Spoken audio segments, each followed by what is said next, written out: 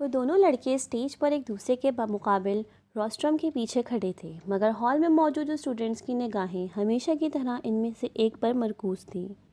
وہ دونوں head boy کے انتخاب کے لیے کنونسنگ کر رہے تھے اور وہ پروگرام کا بھی ایک حصہ تھا۔ دونوں کے روسٹرم پر ایک ہی پوسٹر لگا ہوا تھا، جس میں سے ایک پر ووٹ فار سالار اور دوسرے پر ووٹ فار فیضان لکھا تھا۔ اس وقت فیضان ہیڈ بوائے بن جانے کے بعد اپنے ممکنہ اقدامات کا اعلان کر رہا تھا، جبکہ سالار پوری سنجیدگی کے ساتھ اسے دیکھنے میں مصروف تھا۔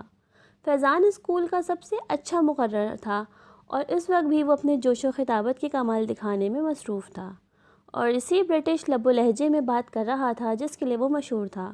بہترین ساؤنڈ سسٹم کی وجہ سے اس کی آواز اور انداز دونوں ہی خاصے متاثر کن تھے۔ ہال میں بلا شبہ سکوت طاری تھا اور یہ خاموشی صرف اس وقت ٹوٹتی جب فیضان کے سپورٹرز اس کے کسی اچھے جملے پر داد دینا شروع ہوتے۔ آدھا گھنٹے بعد وہ جب اپنے ووٹ کی اپیل کے بعد خاموش ہوا تو ہال میں اگلے کئی منٹ تک تالیاں اور سیٹیاں بجتی رہیں۔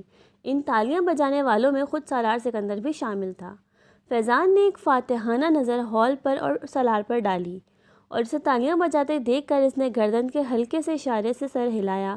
سالار سکندر آسان حریف نہیں تھا، یہ وہ اچھی طرح جانتا تھا۔ اسٹیج سیکرٹری اب سالار سکندر کے لیے اناؤنسمنٹ کر رہا تھا۔ تالیوں کی گونج میں سالار نے بولنا شروع کیا۔ Good morning friends. وہ ایک لمحہ ٹھہرا۔ فیضان اکبر ایک مقرر کے طور پر یقیناً ہمارے اسکول کا اثاثہ ہیں۔ میں یا دوسرا کوئی بھی ان کے مقابلے میں کسی اسٹیج پر کھڑا نہیں ہو سکتا۔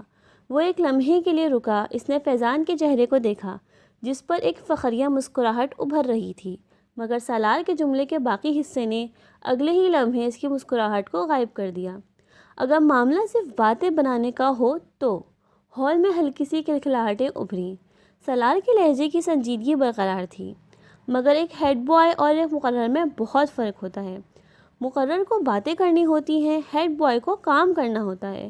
دونوں کے درمیان فرق ڈوئر اور ٹاکر کا ہے۔ Talkers are not great doers. Salar کے سپورٹرز کی تالیوں سے ہال گونج اٹھا۔ میرے پاس فیضان اکبر جیسے خوبصورت لفظوں کی روانی نہیں ہے، اس نے اپنی بات جاری رکھی۔ میرے پاس صرف میرا نام ہے اور میرا متاثر کن ریکارڈ ہے۔ مجھے کنونسنگ کے لیے لفظوں کی کوئی دریا بہانے کی ضرورت نہیں، مجھے صرف چند الفاظ کہنے ہیں۔ وہ ایک بار پھر رکا۔ Trust me and vote for me. مجھ پہ اعتماد کریں اور مجھے ووٹ دیں۔ اس نے شکریہ ادا کرتے ہوئے جس وقت اپنے مائک کو آف کیا، اس وقت ہال تالیوں کی گونج سے گونج رہا تھا۔ 1 منٹ 40 سیکنڈ میں وہ اسی نپے تولے اور کیلکولیٹڈ انداز میں بولا تھا جو اس کا خاصہ تھا، اور اسی 1.5 منٹ نے فیضان کا تختہ کر دیا۔ اس ابتدائی تعارف کے بعد دونوں امیدواروں سے سوال جواب کا سلسلہ شروع ہوا تھا۔ سالار سکندر ان جوابات میں بھی اتنا ہی اختصار سے کام لے رہا تھا جتنا اس نے اپنی تقریر میں لیا تھا۔ اس کا سب سے طویل جواب 4 جملے پر مشتمل تھا، جبکہ فیضان کا سب سے مختصر جواب بھی 4 جملوں پر مشتمل نہیں تھا۔ فیضان کی فصاحت و بلاغت جو پہلے اس کی خوبی سمجھی جاتی تھی، اس وقت اس اسٹیج پر سالار کے مختصر جوابات کے سامنے چرب زماری نظر آ رہی تھی، اور اس کا احساس خود فیضان کو بھی ہو رہا تھا۔ جس سوال کا جواب سالار ایک لفظ یا ایک جملے میں دیتا، اس کے لیے فیضان کو عادتاً تہمید باندھنی پڑتی، اور سالار کا اپنی تقریر میں اس کے بارے میں کیا ہوا یہ تبصرہ وہاں موجود اسٹوڈنٹس کو کچھ خاص سالار کا اپنی تقریر میں اس کے بارے میں کیا ہوا یہ تبصرہ وہاں موجود اسٹوڈنٹس کو کچھ اور صحیح محسوس ہوتا کہ ایک مقرر صرف باتیں کر سکتا ہے۔ سالار سکندر کو ہیڈ بوائے کیوں ہونا چاہیے؟ سوال کیا گیا۔ کیونکہ آپ بہترین شخص کا انتخاب کرنا چاہتے ہیں، جواب آیا۔ کیا یہ جملہ خود ستائشی نہیں ہے؟ اعتراض کیا گیا۔ نہیں، یہ جملہ خود شناسی ہے۔ اعتراض رد کر دیا گیا۔ خود ستائشی اور خود شناسی میں کیا فرق ہے؟ ایک بار پھر چپتے ہوئے لہجے میں پوچھا گیا۔ وہی جو فیضان اکبر اور سالار سکندر میں ہے، سنجیدگی سے کہا گیا۔ اگر آپ کو ہیڈ بوائے نہ بنایا تو آپ کو کیا فرق پڑے گا؟ فرق مجھے نہیں، آپ کو پڑے گا۔ کیسے؟ اگر بہترین آدمی کو ملک کا لیڈر نہ بنایا جائے تو فرق قوم کو پڑتا ہے، اس بہترین آدمی کو نہیں۔ آپ اپنے آپ کو بہترین آدمی کہہ رہے ہیں۔ ایک بار پھر اعتراض کیا گیا۔ کیا اس ہال میں کوئی ایسا ہے جو خود کو برے آدمی کے ساتھ ایکویٹ کرے؟ ہو سکتا ہے کوئی ہو، پھر بھی میں اس سے ملنا چاہوں گا۔ ہال میں ہنسی کی آوازیں ابھریں۔ ہیڈ بوائے بننے کے بعد سالار سکندر جو تبدیلیاں لائے گا اس بارے میں بتائیں۔ تبدیلی بتائی نہیں جاتی، دکھائی جاتی ہے، اور یہ کام میں ہیڈ بوائے بننے سے پہلے نہیں کر سکتا۔ چند اور سوال کیے گئے، پھر اسٹیج سیکرٹری نے حاضرین میں سے ایک آخری سوال لیا۔ وہ ایک سری لنکن لڑکا تھا جو کچھ شرارتی انداز میں مسکراتے ہوئے کھڑا ہوا۔ اگر آپ میرے ایک سوال کا جواب دے دیں تو میں اور میرا پورا گروپ آپ کو ووٹ دے گا۔ سالار اس کی بات پر مسکرایا۔ جواب دینے سے پہلے میں جاننا چاہوں گا کہ آپ کے گروپ میں کتنے لوگ ہیں، اس نے پوچھا۔ 6، اس لڑکے نے کہا۔ سالار نے سر ہلایا۔ اوکے، سوال کریں۔ سری لنکن لڑکے نے ریاضی کا ایک مشکل ترین سوال سالار سے پوچھا، جس کا برق رفتاری کے ساتھ سالار نے جواب دیا۔ اس لڑکے نے کاغذ پر ایک نظر دوڑائی اور پھر کچھ بے یقینی سے سر ہلاتے ہوئے تالیاں بجانے لگا۔ فیضان اکبر کو اس وقت اپنا آپ ایک ایکٹر سے زیادہ نہیں لگا۔ پورا ہال اس لڑکے کے ساتھ تالیاں بجانے میں مصروف تھا۔ فیضان اکبر کو وہ پورا پروگرام ایک مذاق محسوس ہونے لگا۔ 1 گھنٹے کے بعد جب وہ سالار سے پہلے اس اسٹیج سے اتر رہا تھا تو وہ جانتا تھا کہ وہ مقابلے سے پہلے ہی مقابلہ ہار چکا ہے۔ 150 کے آئی کیو لیول والے اس لڑکے نے اسے زندگی میں اس سے پہلے کبھی اتنا حسد محسوس نہیں ہوا۔ امامہ آپا، آپ لاہور کب جائیں گی؟ وہ اپنے نوٹس کو دیکھتے ہوئے چونکی۔ سر اٹھا کر اس نے ساتھ کو دیکھا۔ وہ سائیکل کی رفتار کو اب بالکل آہستہ کیے اس کی گرد چکر لگا رہا تھا۔ کل؟ کیوں؟ تم کیوں پوچھ رہے ہو؟ امامہ نے اپنی فائل بند کرتے ہوئے کہا۔ جب آپ چلی جاتی ہیں تو میں آپ کو بہت مس کرتا ہوں، وہ بولا۔ کیوں؟ امامہ نے مسکراتے ہوئے پوچھا۔ کیونکہ آپ مجھے بہت اچھی لگتی ہیں اور آپ میرے لیے بہت سے کھلونے لاتی ہیں اور آپ مجھے سیر کروانے کے لیے لے کر جاتی ہیں اور آپ میرے ساتھ کھیلتی ہیں، اس لیے۔ اس نے تفصیلی جواب دیا۔ آپ مجھے اپنے ساتھ لاہور نہیں لے جا سکتی؟ امامہ اندازہ نہیں کر سکتی تھی کہ تجویز ہے یا سوال۔ میں کیسے لے جا سکتی ہوں؟ میں تو خود ہاسٹل میں رہتی ہوں، تم کیسے رہو گے وہاں؟ امامہ نے کہا۔ ساتھ سائیکل چلاتے ہوئے کچھ سوچنے لگا اور پھر اس نے کہا، تو پھر آپ جلدی یہاں آیا کریں نا۔ اچھا، جلدی آیا کروں گی، امامہ نے مسکراتے ہوئے کہا۔ تم ایسا کیا کرو، مجھ سے فون پر بات کر لیا کرو، میں فون کیا کروں گی تمہیں۔ ہاں یہ ٹھیک ہے۔ ساتھ کو اس کی تجویز پسند آئی۔ سائیکل کی رفتار میں اضافہ کرتے ہوئے وہ لان کے لمبے لمبے چکر کاٹنے لگا۔ امامہ بے دہانی کے عالم میں اسے دیکھنے لگی۔ وہ اس کا بھائی نہیں تھا۔ 10 سالہ ساتھ 5 سال پہلے ان کے گھر آیا تھا۔ کہاں سے آیا اس کے بارے میں وہ نہیں جانتی تھی، کیونکہ اس سے بارے میں اس وقت کوئی تجسس نہیں ہوا تھا، مگر کیوں لایا گیا تھا یہ وہ اچھی طرح جانتی تھی۔ سعد اب 10 سال کا تھا اور وہ گھر میں بالکل گھل مل گیا تھا۔ امامہ سے وہ سب سے زیادہ مانوس تھا۔ امامہ کو اس پر اکثر ترس آتا۔ ترس کی وجہ اس کا لاوارث ہونا نہیں تھا، ترس کی وجہ اس کا مستقبل تھا۔ اس کے 2 چچاؤں اور ایک تایا کے گھر بھی اس وقت اس کی طرح گود لیے ہوئے بچے پل رہے تھے۔ وہ ان کے مستقبل پر بھی ترس کھانے پر مجبور تھی۔ فائل ہاتھ میں پکڑے سائیکل پر لان میں گھومتے ساتھ پر نظر جمائے وہ کسی گہری سوچ میں ڈوبی ہوئی تھی۔ اسے دیکھتے ہوئے وہ اسی طرح بہت سی سوچوں میں الجھ جاتی، مگر اس کے پاس کوئی حل نہیں تھا۔ وہ اس کے لیے کچھ نہیں کر سکتی تھی۔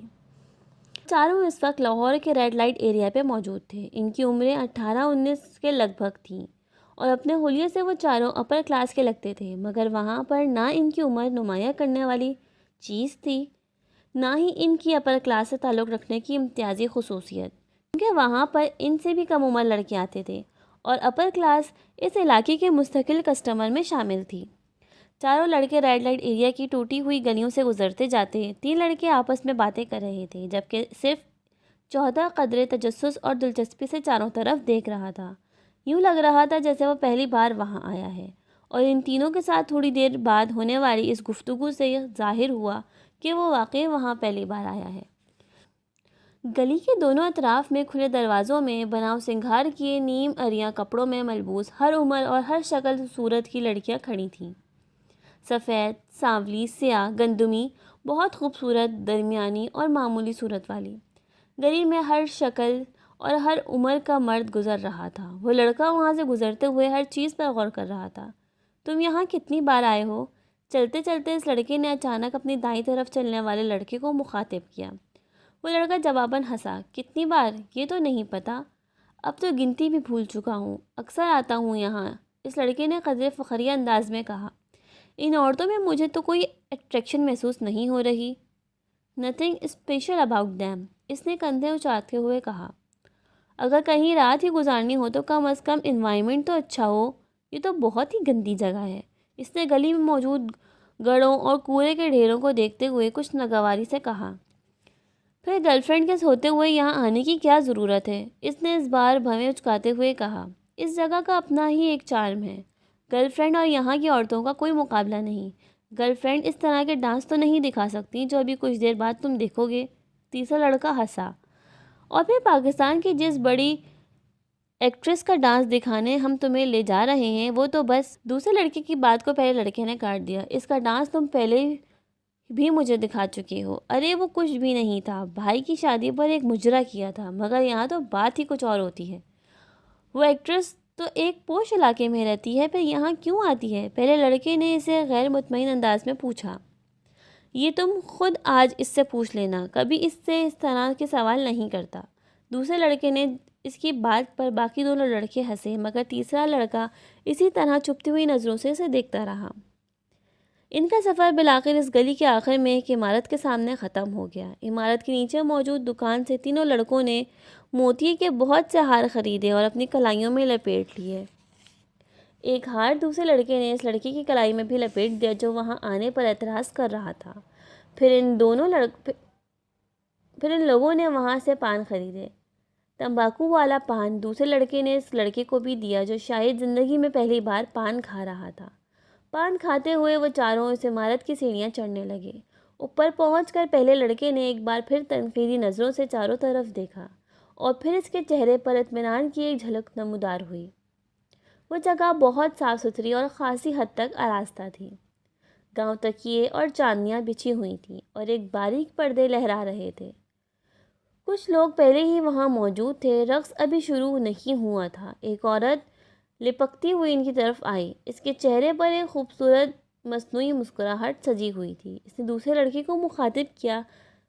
پہلے لڑکے نے غور سے اس عورت کو دیکھا۔ ادھیڑ عمر کی وہ عورت اپنے چہرے پر بے تحاشا میک اپ تھوپے ہوئے اور بالوں میں موتی اور گلاب کے گجرے لٹکائے شیفون کی ایک چنگھاڑتی ہوئی سرخ ساڑی میں ملبوس تھی، جس کا بلاؤز اس کے جسم کو چھپانے میں ناکام ہو رہا تھا، مگر وہ جسم کو چھپانے کے لیے پہنا گیا بھی نہیں تھا۔ ان چاروں کو وہ ایک کونے میں لے گئی اور وہاں اس نے انہیں بٹھا دیا۔ پہلے لڑکے نے وہاں بیٹھتے ہی منہ میں موجود پان اس گلدان میں تھوکا جو ان کے قریب موجود تھا، کیونکہ پان منہ میں ہوتے ہوئے اس سے بات کرنا مشکل ہو رہا تھا۔ پان کا ذائقہ بھی اس کے لیے کچھ خوشگوار نہیں تھا۔ تینوں لڑکے وہاں بیٹھے مدھم آواز میں باتیں کرنے لگے، جبکہ پہلا لڑکا اس ہال کے چاروں طرف موجود گاؤں تکیوں سے ٹیک لگائے لوگوں کو دیکھتا رہا، جن میں سے کچھ اپنے سامنے شراب کی بوتلیں اور نوٹوں کی گڈیاں رکھے بیٹھے تھے۔ ان میں سے اکثریت سفید لٹھے کے کلف لگے کپڑوں میں ملبوس تھی۔ اس نے عید کے اجتماعات کے علاوہ پہلی بار آج اس جگہ پر سفید لباس پہنے والوں کو اتنا بڑا اجماع دیکھا۔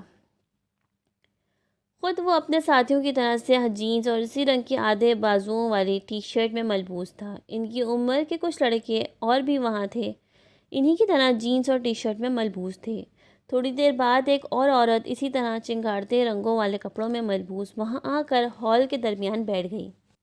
دو غزلیں سنانے اور اپنے اوپر اچھالے جانے والے کچھ نوٹ اٹھا کر وہ خاصی خوش اور مطمئن واپس چلی گئی، اور اس کے جانے کے فوراً بعد ہی فلم انڈسٹری کی وہ ایکٹریس ہال میں داخل ہوئی اور ہال میں موجود ہر مرد کی نظر اسے جیسے چپک کر رہ گئی۔ اس نے ہال میں باری باری چاروں طرف گھوم کر ہر ایک کو سر کے اشارے سے خوش آمدید کہا تھا۔ سازندوں کو اس بار کسی تکلیف کا سامنا نہیں کرنا پڑا۔ کیسٹ پلیئر پر باری باری چند ہیجان انگیز گانے لگائے گئے تھے جس پر اس عورت نے اپنا رقص پیش کرنا شروع کیا تھا، اور کچھ دیر پہلے کی خاموشی یکدم ختم ہو گئی اور چاروں طرف موجود مرد اس عورت کو داد تحسین پیش کرنے کے ساتھ ساتھ شراب نوشی میں مصروف ہو گئے۔ ان میں سے کچھ جو زیادہ جوش میں آ رہے تھے وہ اٹھ کر اس ایکٹریس کے ساتھ ڈانس میں مصروف ہو جاتے۔ ہال میں موجود واحد شخص جو اپنی جگہ کسی حرکت کے بغیر بے تاثر چہرے کے ساتھ بیٹھا تھا وہ وہی لڑکا تھا، مگر اس کے باوجود یہ اندازہ لگانا مشکل نہیں تھا کہ وہ اس ایکٹریس کے رقص سے خاص محظوظ ہو رہا تھا۔ تقریباً 2 گھنٹے کے بعد جب اس ایکٹریس نے اپنا رقص ختم کیا تو وہاں موجود آدھے سے زیادہ مرد انٹا غفیر ہو چکے تھے، مگر واپسی گھر جانا ان کے لیے اتنا زیادہ مسئلہ نہیں تھا کیونکہ وہ ان میں سے کوئی بھی گھر جانے کا ارادہ نہیں رکھتا تھا۔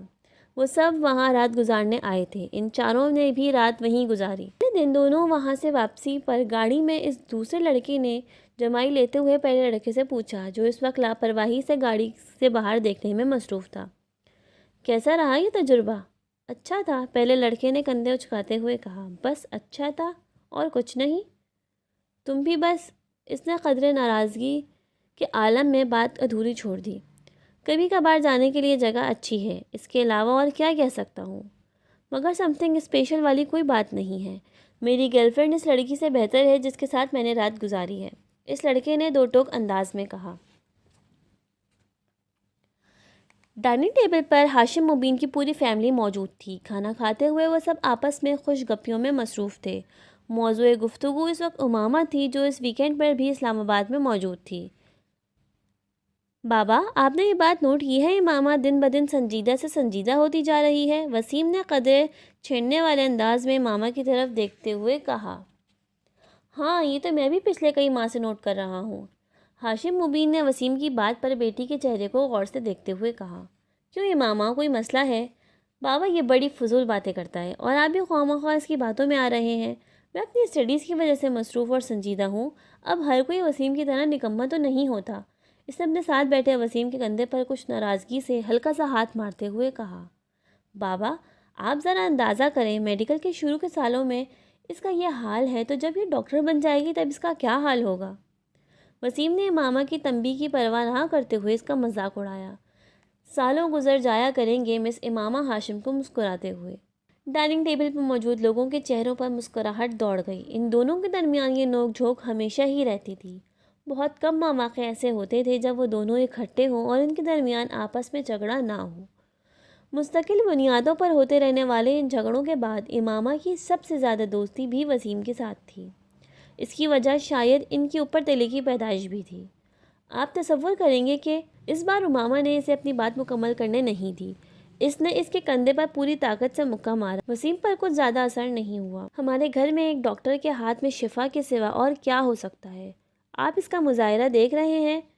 اس سے آپ یہ اندازہ لگا سکتے ہیں کہ آج کل کے ڈاکٹرز میں مریضوں کے ساتھ کیا سلوک کرتے ہوں گے۔ ملک میں بڑھتی ہوئی شرح اموات کی ایک وجہ۔ بابا، اس کو منع کریں، امامہ نے بالآخر ہتھیار ڈالتے ہوئے ہاشم مبین سے کہا۔ وسیم، ہاشم مبین نے اپنی مسکراہٹ ضبط کرتے ہوئے وسیم کو جھڑکا اور وہ بڑی سعادت مندی کے ساتھ فوراً خاموش ہو گیا۔ اس نے پورے لفافے کو گرائنڈر میں خالی کر دیا اور پھر اسے بند کر کے چلا دیا۔ خاصامہ اسی وقت اندر آیا۔ چھوٹے صاحب لائیں، میں آپ کی مدد کر دوں۔ وہ اس کی طرف بڑھا مگر اس کے ہاتھوں کے اشارے سے رک گیا۔ نہیں، میں خود کر لیتا ہوں، تم مجھے دودھ کا ایک گلاس دے دو، اس نے گرائنڈر آف کرتے ہوئے کہا۔ خاصامہ ایک گلاس میں دودھ لے کر اس کے پاس چلا آیا۔ دودھ کے آدھے گلاس میں اس نے گرائنڈر میں موجود تمام پاؤڈر ڈال دیا اور ایک چمچ سے اسے اچھی طرح ہلانے لگا۔ پھر ایک ہی سانس میں وہ دودھ پی گیا۔ کھانے میں آج کیا پکایا ہے تم نے؟ اس نے خاصامہ سے پوچھا۔ خاصامہ نے کچھ ڈشز سے گنوانا شروع کر دیں۔ اس کے چہرے پہ کچھ ناگواری ابھری۔ میں کھانا نہیں کھاؤں گا، سونے جا رہا ہوں، مجھے ڈسٹرب مت کرنا، اس نے سختی سے کہا اور کچن سے نکل گیا۔ پیروں میں پہنی ہوئی وہ باٹا کی چپل وہ فرش پہ تقریباً گھسیٹ رہا تھا۔ اس کی شیو بڑی ہوئی تھی اور آنکھیں سرخ تھیں۔ شرٹ کے چن ایک کے سوا سارے بٹن ہی کھلے ہوئے تھے۔ اپنے کمرے میں جا کر اس نے دروازے کو لاک کر لیا اور وہاں موجود جہازی سائز کی میوزک سسٹم کی طرف گیا اور کمرے میں بولٹن کا when a man loves a woman بلند آواز میں بجنے لگا۔ وہ ریموٹ لے کر اپنے بیڈ پر آ گیا اور اوندھے منہ بے ترتیبی کے عالم میں لیٹ گیا۔ اس کا ریموٹ والا بایاں ہاتھ بیڈ سے نیچے لٹک رہا تھا اور مستقل ہل رہا تھا۔ اس کے دونوں پاؤں بھی میوزک کے ساتھ گردش میں تھے۔ کمرے میں بیڈ اور اس کے اپنے حلیے کے علاوہ ہر چیز اپنی جگہ پر تھی۔ کہیں پر کچھ بے ترتیبی نہیں تھی۔ کمرے کی واحد جگہ جہاں بے ترتیبی تھی وہ ڈبل بیڈ تھا جس پر وہ لیٹا ہوا تھا۔ سلک کی بیڈ شیٹ بری طرح سلوٹ زدہ تھی اور اس پر ادھر ادھر چند پورنوگرافی کے غیر ملکی میگزین پڑے ہوئے تھے جن میں پلے بوائے نمایاں تھے۔ بیڈ پر ایک پیپر کٹر اور کاغذ کی کچھ چھوٹی چھوٹی کترنیں بھی پڑی ہوئی تھیں۔ یقیناً کچھ دیر پہلے وہ ان میگزین سے تصویریں کاٹ رہا تھا۔ च्युइंगम्स के कुछ रैपर भी टुड़े मुड़े बेड पर ही पड़े हुए थे। सिगरेट का एक पैकेट और लाइटर भी एस्ट्रे के साथ बेड पर ही पड़ा था, जबकि सिल्क की सफ़ेद चमकदार बेडशीट पर कई जगह ऐसे निशान थे जैसे वहाँ पर सिगरेट की राख भी थी। कॉफ़ी का एक खाली मग भी बेड पर पड़ा हुआ था। इसके पास एक टाई और रिस्ट वॉच भी थी। इन सब चीज़ों से कुछ फासले पर सरहाने एक मोबाइल पड़ा था, जिस पर यकदम कोई कॉल आने लगी थी। बेड पर औंधे मुंह लेटा वो जवान अब शायद नींद के आलम में था, क्योंकि मोबाइल की बीप पर इसने सर उठाए बगैर अपना दायां हाथ बेड पर इधर उधर फेरते हुए जैसे मोबाइल तलाश करने की कोशिश की, मगर मोबाइल इसके हाथ की रसाई से बहुत दूर था। इस पर मुसलसल कॉल आ रही थी। कुछ देर इसी तरह इधर उधर हाथ फेरने के बाद इसका हाथ साकित हो गया था। शायद अब वो वाकई सो चुका था, क्योंकि इसके थिरकते पैर अब रुक चुके थे। मोबाइल पर अब भी कॉल आ रही थी। बेड से बाहर निकले हुए इसके बाएं हाथ में पकड़ा हुआ रिमोट एकदम इसकी गिरफ्त से निकलकर नीचे पड़ा हुआ था। माइकल बोल्टन की आवाज़ भी अभी भी कमरे में गूंज रही थी। When a man loves a woman. फिर एकदम कमरे के दरवाजे पर किसी ने दस्तक दी, और फिर दस्तक की आवाज़ बढ़ती ही गई। मोबाइल की कॉल ख़त्म हो चुकी थी। दरवाजे पर दस्तक देने वाले हाथ बढ़ते गए। वो बेड पर औंधे मुँह बेहिस हरकत पड़ा रहा।